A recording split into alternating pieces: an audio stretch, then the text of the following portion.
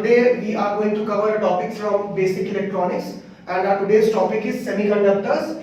And as you all know, semiconductors दो प्रकार के होते हैं, एक होता है इंट्रिंसिक सेमीकंडक्टर और एक होता है extrinsic semiconductor.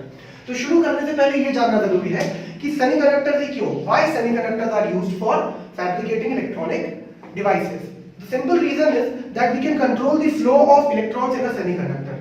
We can control the flow of electrons means we can control the electrical conductivity of a semiconductor by many means, for example by doping and by the application of voltage as well. Fine. So for semiconductors are used for fabricating the maximum electronic appliances. Fine. Now moving on to our today's topic, the semiconductors. These are of basically two types. The first one is intrinsic semiconductor. Intrinsic means pure, which does not have any impurity in it. So intrinsic semiconductors are pure semiconductors which do not contain any impurity. They are fabricated by such a process कि इनको बहुत ही ज़्यादा pure बनाया जाए और इनको pure form में refine किया जाए. But intrinsic semiconductors हमारे लिए उतने काम के नहीं होते. They are not of much use for us because of a simple reason that electrical current density of an intrinsic semiconductor is appreciably very low. So in order to increase that, we need to apply a very high biasing voltage or electric field to it. इस चीज से बचने के लिए जो किया जा सकता है वो हम कर सकते हैं कि यदि हम सेमीकंडक्टर के अंदर कोई इंप्योरिटी डाल दें तो वो क्या बन जाएगा, एक्सट्रिंसिक सेमीकंडक्टर कहलाएगा. तो यदि मैं यहीं पर एक डेफिनेशन बोलना चाहूँ impurity एडिशन का, तो वो क्या होगा, the process of intentional addition of impurities to an intrinsic semiconductor is known as doping and the resulting semiconductor is known as an extrinsic semiconductor. Fine. So we will move on to the extrinsic semiconductors now, and we can just remember a keyword over here that these are pure. Now moving forward to the extrinsic semiconductor. Now these are further of two types, that is p-type extrinsic semiconductor and n-type extrinsic semiconductor.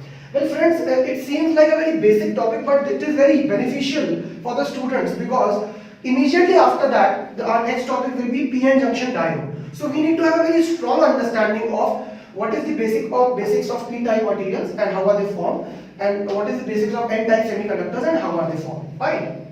So we will move on to the extrinsic semiconductor now. As we already told you that if you will add the impurities in the intrinsic semiconductor, the resulting semiconductor will be extrinsic semiconductor. Now again the impurities are of two types.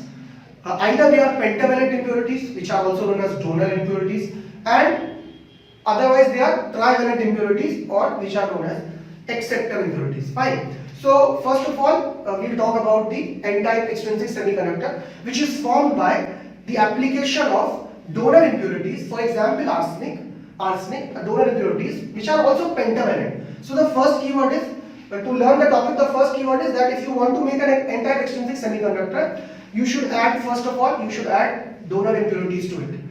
Now what are donor impurities? Donor impurities are those impurities which contain 5 electrons, 5 valence electrons in their outermost orbit. Fine. So when this donor impurity, for example arsenic, is being added to the silicon, now you can see that the impurity will take its place and form 4 covalent bonds with the nearby silicon atoms. ठीक, लेकिन arsenic के outermost orbit में 5 electron थे, 4 ने silicon के साथ covalent bond बनाया, लेकिन यदि आप पांचवां देखें, पांचवां इलेक्ट्रॉन जो है वो लैटिस से लूजली बाउंड है, लूजली बाउंड है. तो यदि हल्के से भी थर्मल वाइब्रेशंस लैटिस के अंदर होते हैं तो ये इलेक्ट्रॉन जो है वो इजीली डिटैच हो जाएगा लैटिस के अट्रैक्टिव फोर्सेस से, और क्या रिजल्ट करेगा, एक फ्री कैरियर की तरह रिजल्ट करेगा. और ये चीज करने से हम देखेंगे कि n-टाइप एक्सट्रिंसिक सेमीकंडक्टर के अंदर जो इलेक्ट्रॉन्स की मात्रा है वो बहुत ज्यादा बढ़ जाएगी. इसीलिए कहा जाता है कि एक n-टाइप एक्सट्रिंसिक सेमीकंडक्टर में जो मेजॉरिटी चार्ज कैरियर्स होते हैं वो क्या होते हैं, इलेक्ट्रॉन्स होते हैं, और जो माइनॉरिटी चार्ज कैरियर्स होते हैं वो क्या होते हैं, these are the holes. Fine. तो यदि क्विक रिवीजन हम करें जो मैंने बातें बोली, तो मैंने ये बोला यदि इंट्रिंसिक सेमीकंडक्टर को n-टाइप एक्सट्रिंसिक बनाना है तो उसमें आप क्या डालिए, उसमें आप डोनर इंप्योरिटीज डालिए. डोनर इंप्योरिटीज क्या होती है, नेक्स्ट कीवर्ड याद करने का है, वो पेंटावलेंट होती हैं. पेंटावलेंट मतलब उनके आउटर मोस्ट ऑर्बिट में 5 इलेक्ट्रॉन्स होते हैं और इनके अंदर जो मेजॉरिटी चार्ज कैरियर्स होते हैं वो क्या होते हैं, आपके इलेक्ट्रॉन्स ऐसे सेमीकंडक्टर में, और माइनॉरिटी चार्ज कैरियर्स होते हैं होल्स.